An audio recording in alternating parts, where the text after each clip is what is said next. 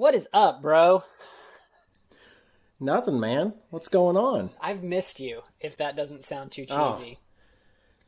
no, I get it, man. It's like, I have seen certain people throughout this whole pandemic, Uh-huh. but there are other people that I haven't seen, like my friends. I haven't seen hardly any of my friends, and when I Right. do see them, it's this awkward situation of, are you okay with me being closer than 6 feet? Are you not? Should I be? What do I need to do? How do I hold my hands? Where do I look? Right. I- Right. it's So just very weird. I am big on contact. I like to high five people. I like to give fist bumps. I like to hug if people are huggers themselves. And I miss it. I know, dude.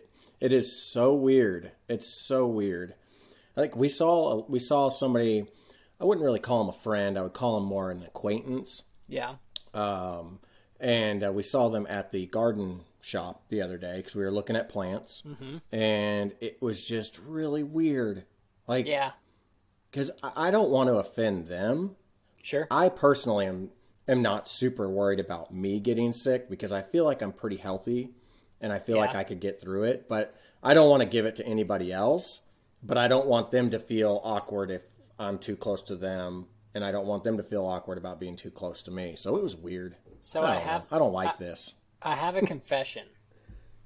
Uh-huh. Just this week, I got super terrified because I listened to like an in the field doctor instead of just doctor you see on TV, Mm-hmm. and they were talking about like even with extremely healthy people, like it's almost like after COVID, and it's of course this is short term because nobody's had it for longer than a couple of months. Like, so we don't know long-term year out effects or whatever, but they said even in relatively healthy people, like they've lost the elasticity in their lungs.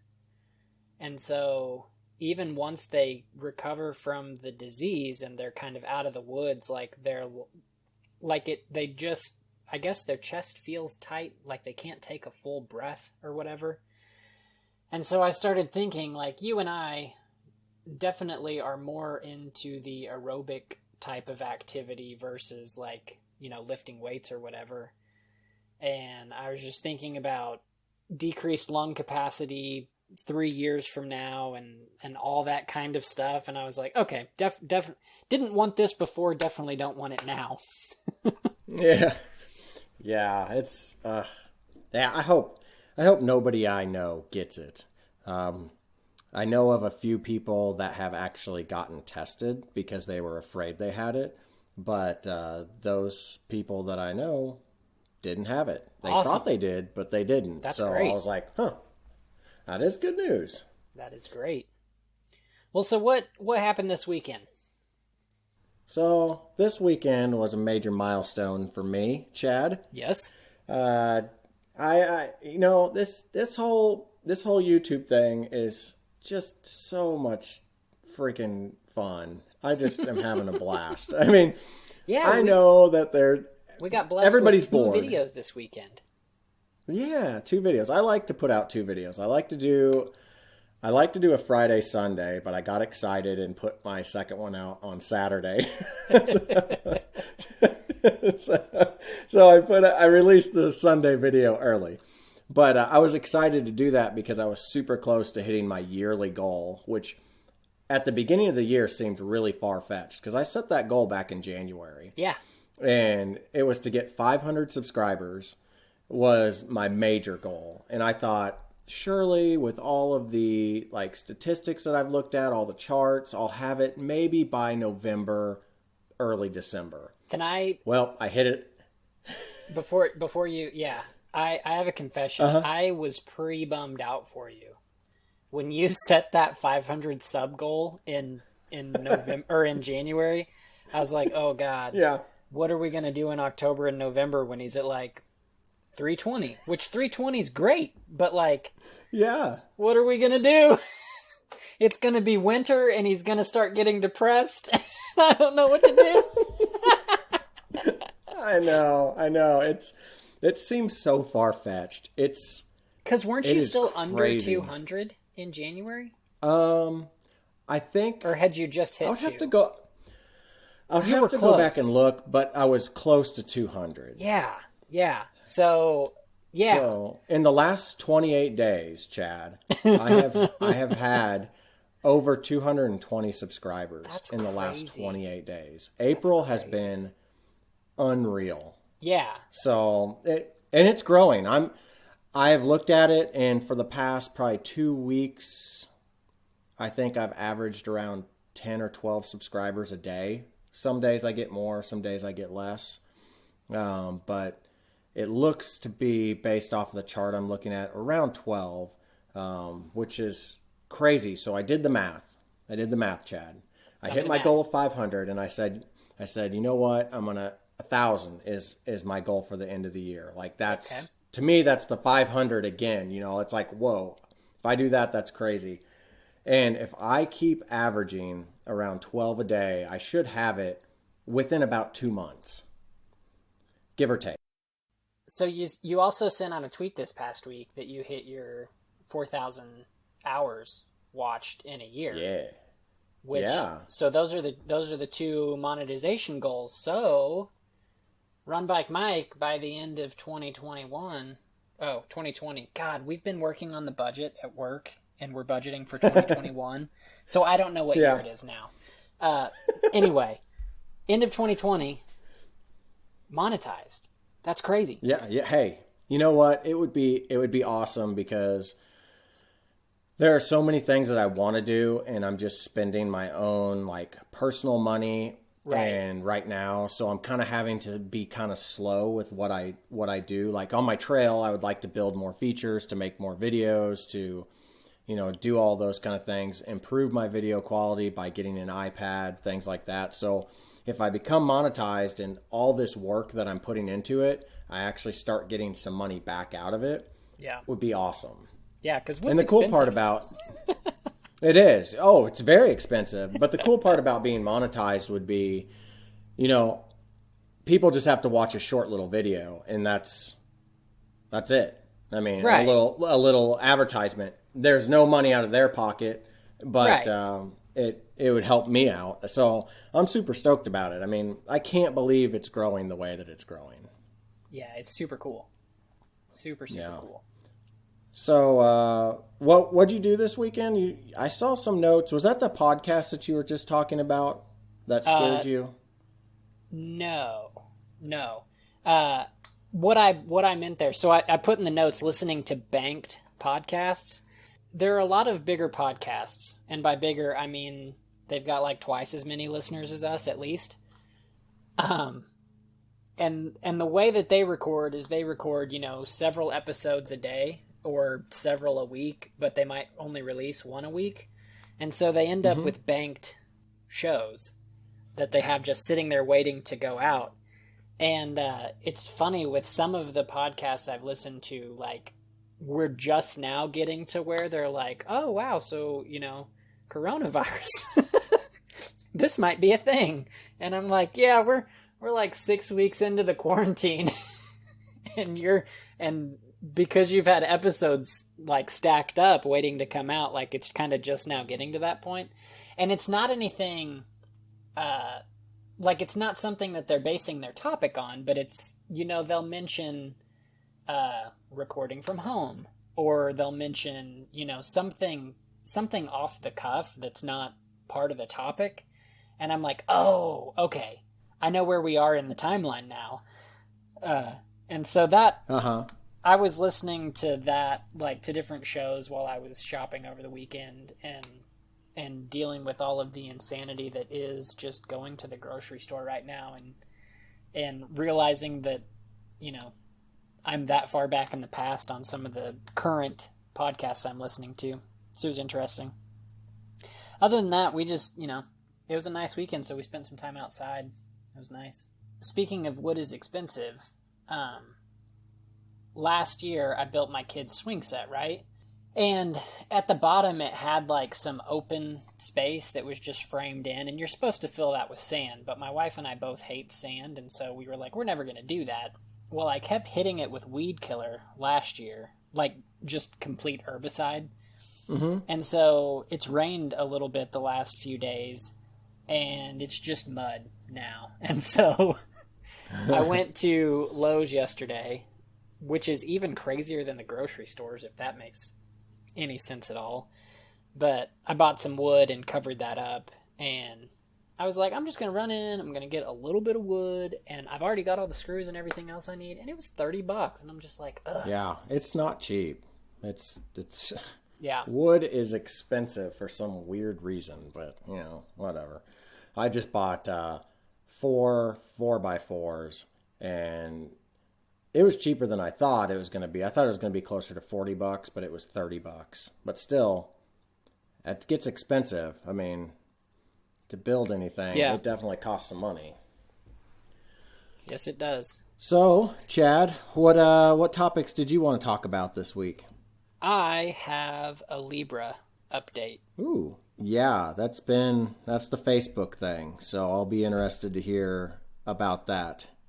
We were going to both talk about the iPhone SE, and you had a little thing on the notes about the Touch ID on it. Okay. And then I wanted to talk about some sweet Mac Pro wheels.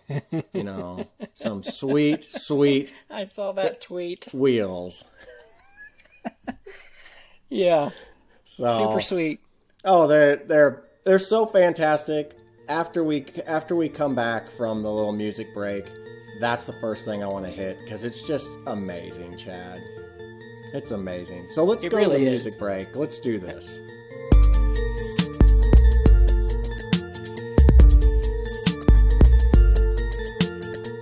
Welcome back to Lunchtime Tech Talk. I'm Chad.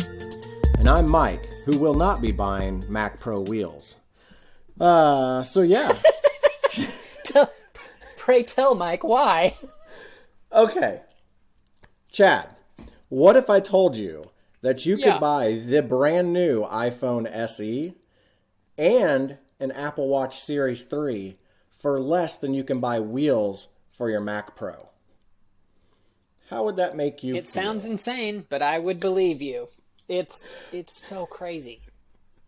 So, okay, you know how the Mac Pro came out, which is their super crazy, super pro computer, and we had talked about these wheels in the past being a $500 upgrade, $499. Well, now they've come out to where, hey, you can buy these wheels for your non-wheeled version if you didn't buy the wheels to begin with. But the thing is now you have to buy them at an inflated cost because that's what we do here at Apple. And you can buy your Mac Pro wheels, that's 4 wheels, to support your computer for $799. Yep. $799. Hey, you can get some wheels. That's under $200 a piece. That's perfect. God, what Kool-Aid are you so drinking? Crazy. It's so crazy. It's so crazy. So whenever somebody compared it to getting an iPhone SE and an Apple Watch Series 3, and I think you could even get, let's see, that's $499, $400. You could almost get an SE, an Apple Watch Series 3, and a pair of the regular Series 2 non-Qi charging AirPods for the price that you would pay for wheels. Yeah. And you know what the big kicker is? So you've got a whole setup. Yeah, these wheels, they have no locks on them. So if you have any type of like angled floor, you're going to have to put like a wedge underneath them to keep them from rolling. You're going to have to chuck your wheels. Right. Yeah, your like $799 wheels. You could buy the Apple wheel chalk for $300, I bet. It's probably a cool $250. It's a pure aluminum triangle to keep your wheels from rolling around and your Mac Pro from rolling around your office. All yours for only $399. God, Apple, don't be crazy. It's going to be funny how many people just have an unfolded paper clip like on either side of their of one of their wheels. Yeah, you're gonna get photos of it. You are. There's gonna be something on Twitter or somewhere. Oh my gosh, Yeah. that's too funny. So why don't you give us? Yeah, that's definitely a thing. I mean, I don't know if it should be legal, but it's a thing. So, but what about this Facebook currency? But we last talked about this back on episode 21, and we're recording episode 61 right now. So this has been a lot longer ago than I thought. Yeah. But the original plan was for Libra to be backed by a wide mixture of currencies and government debt. But regulators feared it could destabilize the monetary policy of like individual countries. And so they were worried that like despot rulers, or you could have like a coup d'etat, and then all of a sudden, like, I don't know, somehow the Libra and the actual money of the nation, like, it would get all screwed up. But several months later, let's see, so 40 episodes at one a week, we're talking almost a year later, they're going to offer what they're calling stable coins. And each different type of stable coin is going to be backed by one single currency. And the tokens are going to be redesigned based on based on that notion. And so the whole reason for kind of the scrutiny, Facebook obviously is hoping that its 2.5 billion users are all, or maybe not all, but are mostly going to jump on this bandwagon. And they were worried, like regulators globally were worried that this launch would just completely erode the national control over money. Mm-hmm. And I can kind of understand that, but like to the point where Germany and France were just straight up going to block it in any way that they could. And so they ended up working. Libra is actually going to be set up in Switzerland, which, you know, Swiss bank accounts, that kind of makes sense. Right. But they started working with the kind of financial watchdog in Switzerland, and they ended up setting up a governing body called the Libre Association. It's going to be made up of central banks from around the world, regulators and enforcement agencies from more than 20 countries. And so now Libra has this kind of governing body that can direct how it operates and how it functions. They're down to each different type of currency that you buy through their system is only linked to one real world currency. And so it's really stabilizing up. And the whole point of this was that they wanted to be a payment system. So they wanted you to be able to make payments through WhatsApp. They wanted you to be able to make payments through Facebook Messenger.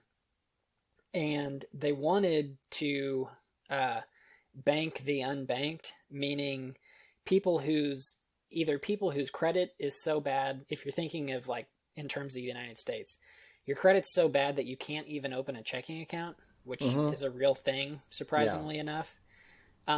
Or just people around the world where like there are small island nations where they think Facebook is the internet because Facebook gave everybody in the nation a phone, and the only internet access they have is Facebook, and Facebook is free. So the only way that they get any internet news is Facebook. And so they're assuming, and probably rightfully so, that all of those people will start using Facebook as a bank because they trust it. So I just went off on a tangent there. Back to my notes. You're good. You're good. That's interesting. That makes sense what you're just saying, where if Facebook has given a small country or island place all that stuff, why wouldn't they trust them? Why wouldn't they jump on it? It'd be perfect. Exactly. Yeah. So the stable coins are based on individual currencies. They're also going to offer what they're calling a Libre Coin, which is a composite of some of the other single currency tokens. So I guess think mutual fund. if we're kind of thinking in terms of stock market, instead of buying Apple and Google and Microsoft, like you could maybe buy this Libre Coin that's a combination of all three, except that we're talking about US dollars, euros, and British pounds. So they said that maybe that could be used for cross-border payments. And that's how the whole thing was set up to start with. If you remember, they were just going to have like I think they called it a breadbasket of national currencies. And, you know, if one currency goes up a little one day compared to the US dollar, but the US dollar falls compared to something else, like everything sort of stays balanced and it all stays stable. But it wasn't going to be at any time linked to one particular currency. Mm-hmm. And so now it is linked, but it looks like there's also going to be a way for you to buy and combine multiple stable coins, as they're calling it. So they said they wanted to kind of maintain that multi-currency structure that they had from the beginning, but they're making it a lot more streamlined and a lot more simple to understand. They are strengthening safeguards on money laundering and terrorist financing, because that was a huge worry before. I understand conceptually how money laundering works if you're actually talking about just cash. But when it comes to how to use cyber currency to put cash in and get currency out, I mean, I can kind of see how it works, but anyway, they're working with the U.S. Treasury Financial Crimes Network. They're going to register with them as a money services business. And so that's going to strengthen those safeguards, but it also is going to make them have higher requirements on record keeping for their ad reporting. And so that affects Facebook as a whole. I don't know how open they've been in the past about how they report their ad revenue, but like they're not going to really have a choice on the matter pretty soon. And then the last thing here, because of the way that Libra is linking with individual national currencies, a lot of the central banks have started researching how to make their own digital currency, and they're calling it CBDCs, which is central bank digital currency. China obviously is much closer to launching than any other like central banks. But Libra says that they're not worried about this because the original stated goal was to bank the unbanked. And they say that if central banks come out with their own currency, then they can just allow them to use their system, like the Libre network that they've already got set up. And it would basically just be kind of a seamless thing. So now they're going from being their own currency to being a payment system that allows central bank currencies to flow over it, which probably comes at a percentage fee per transaction or whatever. So like they're getting set up pretty well, it seems like. There was one other thing I wanted to mention. So at the beginning, I meant to look this up, but I have two toddlers and I just didn't get around to it. But MasterCard, Visa, and PayPal have all backed out. And they were originally in that kind of mix of, I think it was like 20. Yeah. And so I don't know who has taken their place or if, I don't know if a lot of other players have backed out too, but like those are three big names to lose support of during this whole thing. But as soon as the scrutiny started, they were like, "Oh, see ya." Yeah. We thought this was going to be easy, but if it's not, we don't want to do it. So do you think that being that Facebook is as big as it is going to need the backing of those big players, even though they backed out? Or do you think that they're just so big at this point that they can just afford to just trudge through this with their own money for the time being? Well, so it wasn't just the money aspect. Each of those 20 initial backers were also going to have a server. The way that the cryptocurrencies work is on blockchain, and each server keeps track of every transaction. And so if you lose 3 out of 20 nodes and you don't replace them, then your system gets a little weaker. Obviously, the more nodes you have that are cross-checking the ledger, the better, to some extent. Because the original buy-in was only like $10 million. And so, for them to lose $30 million of backing, I don't think is a very big deal.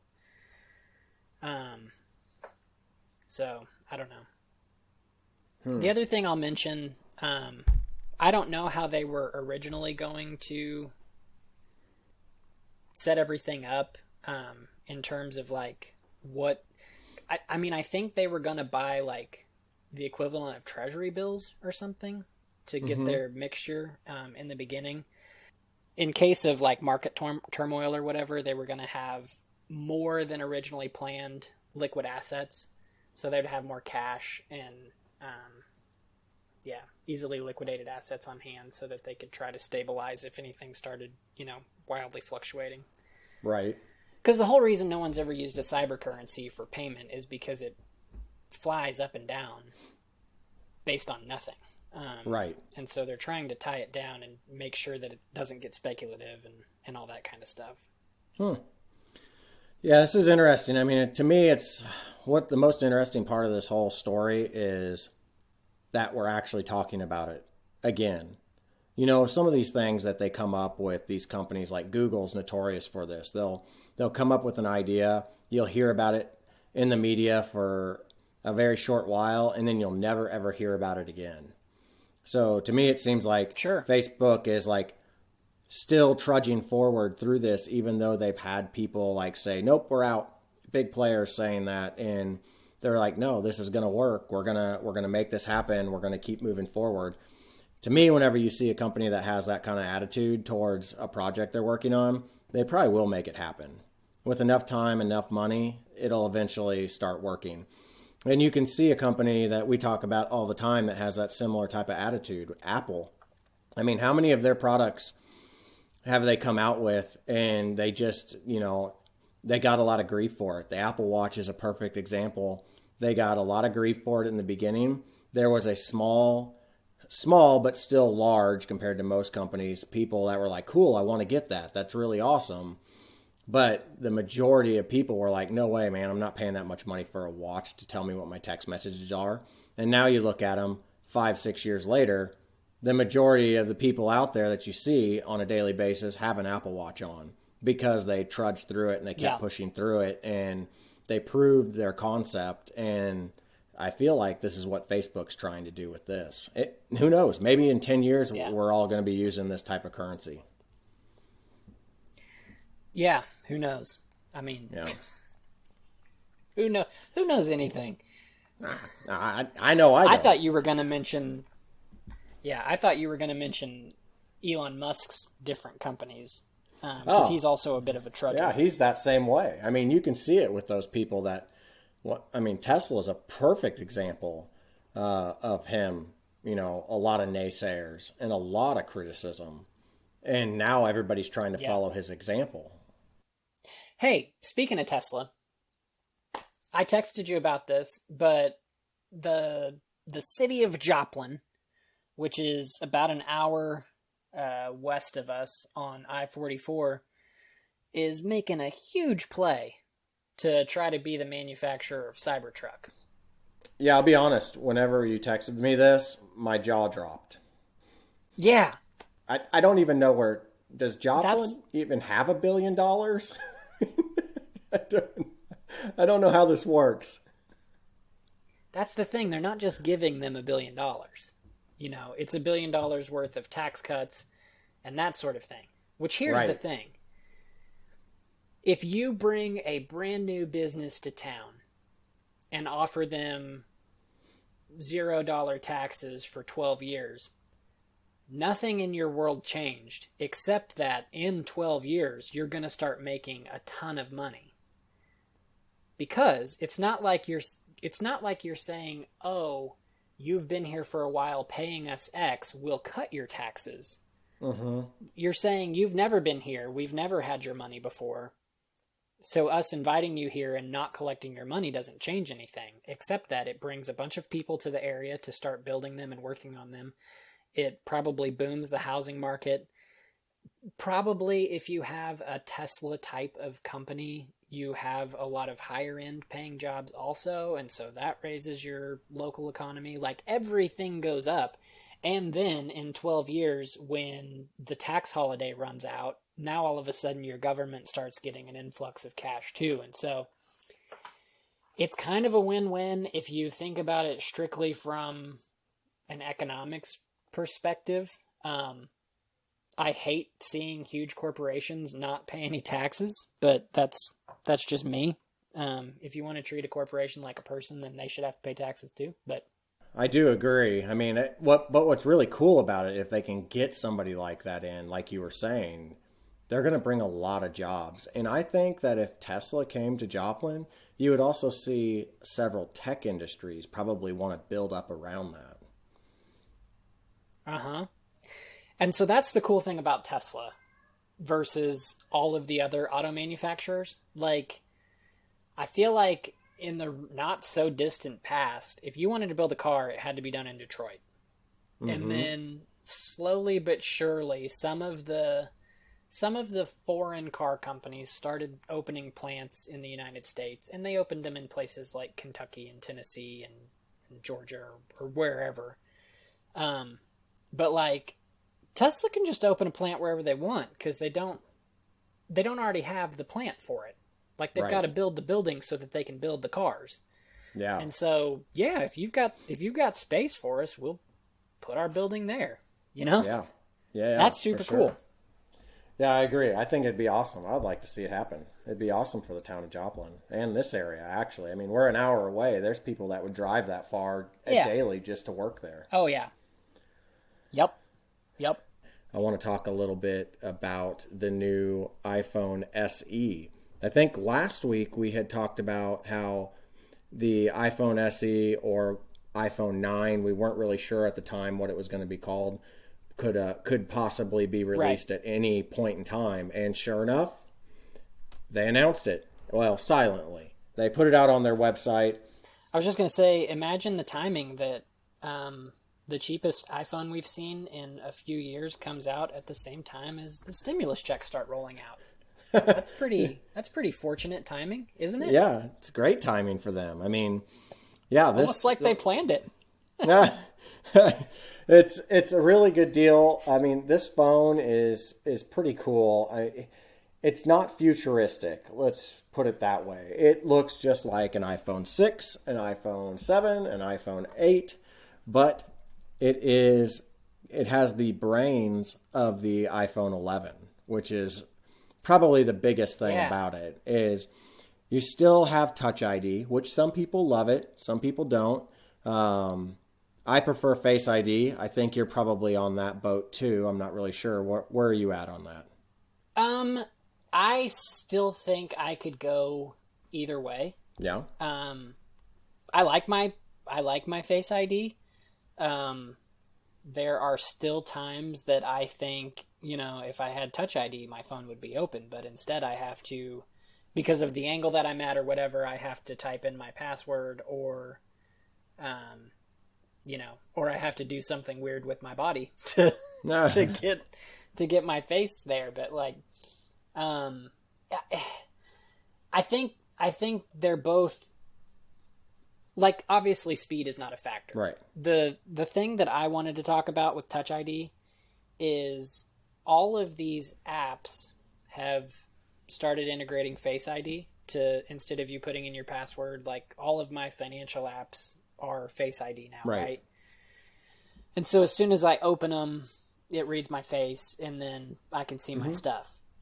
My question for you was going to be, is that backwards compatible with Touch ID also? Yeah, because what it's really doing is your phone doesn't have Touch ID, so the Apple's API inside of whenever people are coding for their app, basically it's just saying, do you want to have some type of a secure authentication for it? And Apple handles that. Okay. So Apple knows, okay, you're on a iPhone 10, 10R, or you're on an iPhone 11.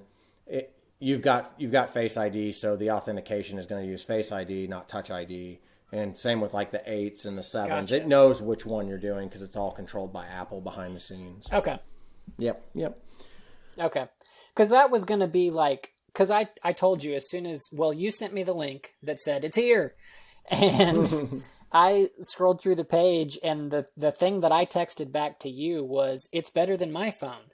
I mean, the screen's smaller, but like all of the internals are better than my phone. Yeah, it's crazy. And so that was the only thing that I had kind of fixated on, that I thought, well, that's something that I'm not willing to give up to go backwards.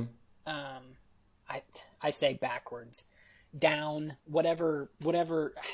To me, it's an upgrade to a smaller screen, but an upgrade. Yeah. But that was the only kind of drawback I saw from it. Yeah. So, I mean, if we compared it to your phone, really the big advantage of this one is the A13 chip. Other than that, the camera's the exact same. It has the same camera that your phone has. So that's kind of interesting too, is that you can still buy the 10R and get the things like Face ID. That's going to be the big benefit, right? Is Face ID with the 10R. If you look at it now. But this particular one, I mean, it's an iPhone 8 style design, but it's got the A13 chip. It's got the same camera that the 10R has, which is a great camera. It's a 4.7 inch display, so it's a smaller display if you're used to the bigger phones like the 10R or the 10s Max. Well, you've got to have space for the thumbprint. Right. Yeah. So you're going to have more bezels. There are some downfalls, but the big benefit of this is that it starts at $399, where if you do like the monthly payment plan, it's like $10 a month, which is insane. $954. Yeah, that's insane. This is for the 64 gig model also, which I would not feel bad recommending that size of phone to just about everybody I know. I am on a rare spectrum of people that have a large number of photos and videos on my phone. I have almost 60,000 photos and videos on my phone, but with iCloud, with iCloud backup and the photo optimization, I'm not even using 100 gigs on my phone. So if I can have that much information on my phone and not even use all of my space on my 256 gig phone, the average person can get by easily with the 64 gig model. For $400, you can't beat it. Now you do have the option to do a 128 for $50 more or a 256 for $550. So I mean, you do have options to step up to a bigger phone if you wanted to, and the price is still insane. I mean, you can get a 256 gig iPhone brand new with top of the line chip in it for $550. That's crazy. Yeah, it really is. So I just thought that was a really cool phone. I mean, I think it's great. I love seeing that Apple has the highest end phones out there on the market that are insanely expensive, like $1,300. But then they also come out with something to keep basically everybody in their ecosystem. So you don't have to feel like you have to get a 2 or 3 year old phone. You can go into a store and pay $10 a month and get a brand new phone with a super fast processor in it. It's pretty cool. Yeah. Here's the other... So I thought... does the 10R have the Retina display? The 10R has... yes, they're all Retina. Retina has been out since, I want to say, the iPhone 4S.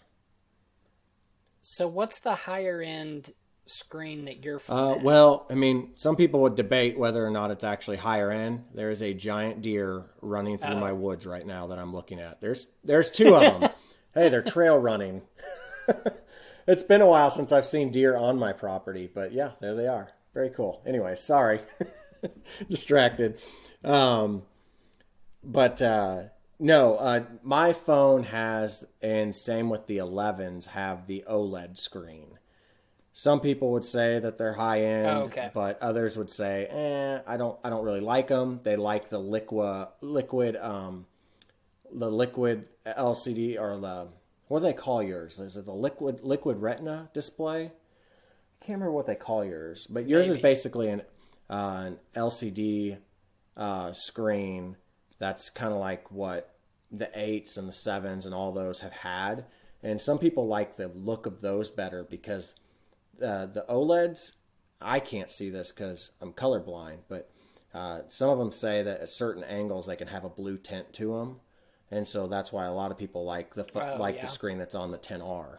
But yeah. Gotcha. Yeah. Interesting. So only 3 colors. Yep. So I don't know. Yeah.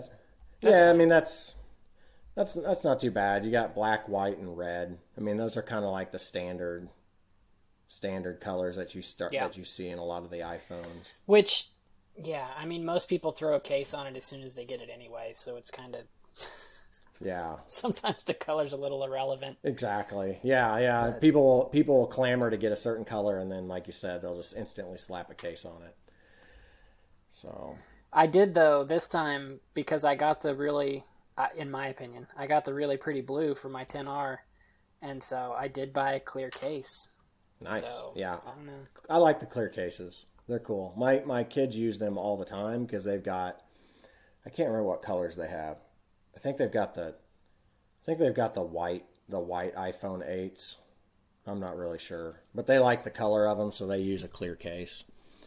But yeah, that's all I had for this week. Yeah. Do you want to do some crazy tech? Let's do it. All right, let's do it. What I need is some crazy tech, 'cause I'm feeling like a podcast host. We can talk about Apple and the brand new SE phone that is saving us during the quar. I can't remember who that artist is. Ah, gosh, it's killing me. Come on, help me out here. That's Fiona Apple. Okay. So she released a new album this weekend. I hadn't heard anything from her since high school or before, and she dropped an album this weekend, and people are losing their minds for it. And so I haven't listened to it yet, but it's on my to-do list to listen to it straight through. It's supposed to be pretty good. Nice. It's called Fetch the Bolt Cutters. Oh, so nice. A little angsty. She, you know how I like my angsty music. Yeah, I'm just wondering if she's like a bike thief or trying to break into a storage unit. I'm not really sure. Well, so here's what I think it is. In the same way that people say "eat the rich," sometimes they say "get the bolt cutters" because that's how you get into their properties. Ah, gotcha. So I have a feeling that that's what she's talking about, Nah. even though she's probably plenty well-to-do herself. Yeah, really. No kidding. Maybe this wasn't the best idea. Well, I'll go first because that's what I want to do, Chad. No, that's fine. No other reason. So, this Zoom thing. Everybody's zooming here, zooming there, zooming with all your friends because Corona. I haven't Zoomed. And there's Zoom bombs, and there's Zoom security worries, and there's Zoom backgrounds. Yeah, there's Zoom everything. I have never done it because I don't really care. But this is crazy. So, New Yorkers, according to a statement that Cuomo made, he is going to allow New Yorkers to obtain marriage license over Zoom, and they can also actually be married.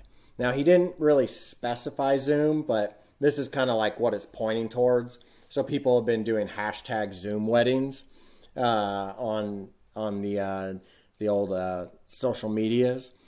But basically, Andrew Cuomo said, I'm issuing an executive order to allow New Yorkers to obtain a marriage license remotely and allowing clerks to perform ceremonies via video conference.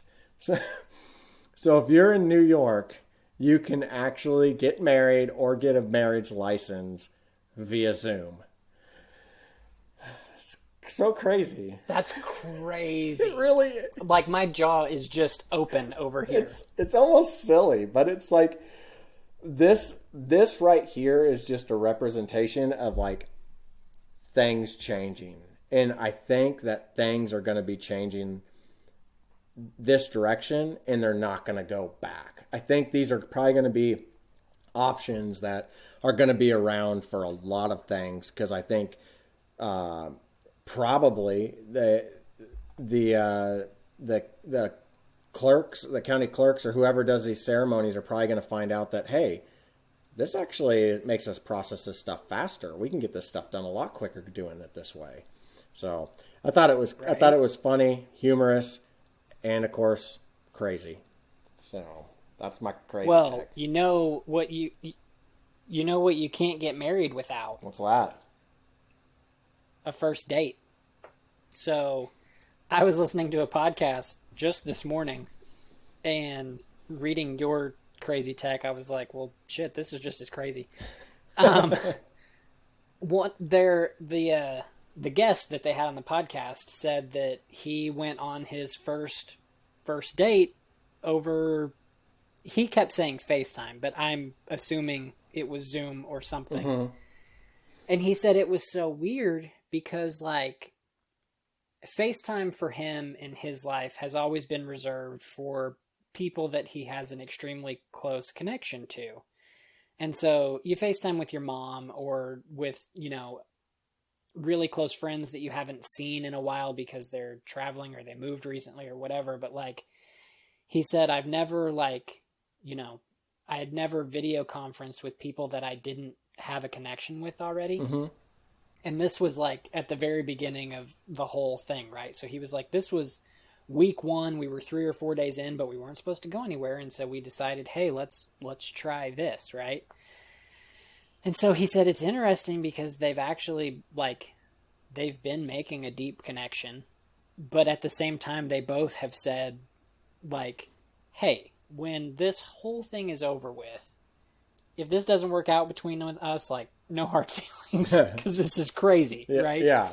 But it's, and then I heard someone else saying recently, I listened to a podcast called Stuff They Don't Want You to Know, which is a little conspiratorial, but they were talking about, is it going to be a thing where, we're getting a little closer to the singularity, which is, what people are calling it when our consciousness is uploaded to servers. Yeah, but, Are we all going to get to a point where we're all just sitting in our living rooms in, a VR pod, and we live our lives in VR, and then once we find someone that we're willing to marry, then they just move their VR pod in with your VR pod. And so you have your own lives together in your home, but to go out and do anything, you get in these VR pods and live your life that way. But work and your home life happen outside of the VR pod. Your whole world could get real dystopian real quick if you actually start living life inside of a simulation. Oh yeah. And I was just like, that's crazy. So when that happens, Chad, does that mean we're in a simulation in a simulation? Yeah. But it's turtles all the way down. Yeah. Have you ever heard that phrase? I have heard that phrase, yes. I think you might have been the one that actually introduced me to that phrase.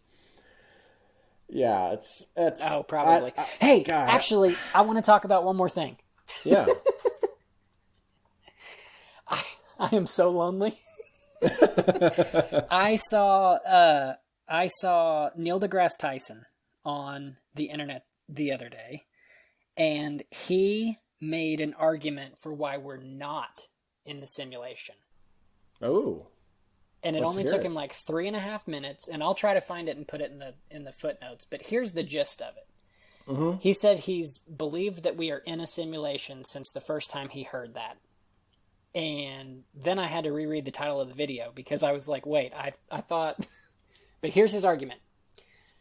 We don't have the technology currently to produce a simulation that would be believable as real life, right? Mm-hmm. So, in the infinite possibilities of real worlds, that limits us to either being the very, very first one and we haven't figured it out yet, or being the very, very last one and we haven't figured it out yet. Ah. So, he said that takes us down to only a 50-50 chance that we're either in a simulation or not, rather than infinite numbers of possibilities that we definitely are. It's 50-50 that we're not. And he goes, I can live with that. We might not be in a simulation. And I was like, mind blown. But that's so true. Because if we don't have the technology, either it doesn't exist or we haven't figured it out yet, which means we're either in the first or the last. Right. That's crazy. Yeah, smarter people than me. That's for sure. Right? Well, dude, I think we have ran a little long today, and that's okay, because I think we got in some good stuff. But I've got us at 56 minutes, so that's kind of back to the old days. Yeah, back to the old school, like episodes 2 through 29. No, maybe to 35. I don't know. We've done so many. This is episode 61. So, yeah. Do you want to tell our subscribers and our listeners and our followers and the people who just can't get enough of Lunchtime Tech Talk where they can find us? Well, you can find us wherever you found us, first of all. But you can also find us on social media. We're on Facebook and Instagram at Lunchtime Tech Talk. We're on Twitter at LunchTimeTechT1. You can find us on Patreon at patreon.com/LunchTimeTechTalk. And we have a website, LunchTimeTechTalk.com. You can browse show notes and listen to old episodes. And you can go back to episode 21 and get a refresher on what Libre is. You can also find us on Apple Podcasts, Google Play, and wherever else you catch and listen to your podcasts for free. You can find me on Twitter, Snapchat, and Instagram at MSUMAC. That's MSUMACC. Mike, where you at? You can find me on Twitter at run_bike_Mike. You can find me at all the other social medias at RunBikeMike. You can also visit my own personal website, runbikemike.com, and I have all my links to all my social media there, and you can see my YouTube stuff linked from there also. So, yeah, we'll see how many more weeks we podcast remotely. I have a feeling within a month we'll probably be back in the car, but I hope that everybody is enjoying our little remote podcast for now until we get back to normal. Yeah, I think we're really starting to get it nailed down. So that's good. Yeah, just in time for us to go back to normal. Right. Well, anyways. All right, man. Well, I'll catch you next week. All right, we'll see you guys. Bye.